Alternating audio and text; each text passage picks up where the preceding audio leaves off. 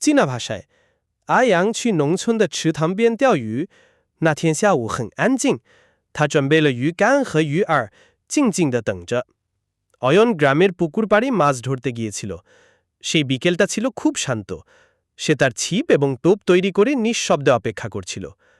চীনা ভাষায়突然浮标沉下去了，阿阳用力拉起鱼竿，水里有一条很大的鱼在挣扎。হঠাৎ ফাতনাটা ডুবে গেল। অয়ন জোরে ছিপ টেনে ধরল। জলের নিচে একটা বিশাল মাছ ছটফট করছিল। চীনা ভাষায়最后他钓到了一条大鲤鱼，那条鱼在阳光下闪闪发光，他开心极了。অবশেষে সে একটি বড় কার্প মাছ ধরল। রোদে মাছটি ঝিকমিক করছিল।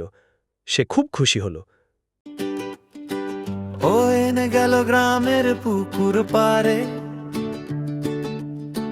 দুপুর ছিল নীরব শান্ত,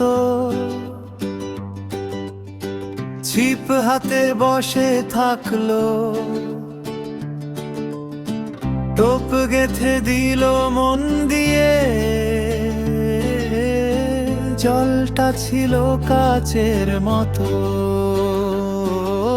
ফাতনাটা নড়ল ধীরে, অয়নের বুক কাঁপলো,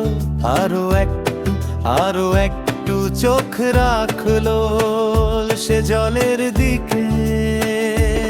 অয়ন টান ছিপটা, অয়ন টান ছিপটা, পুকুরের তল থেকে উঠে জোরে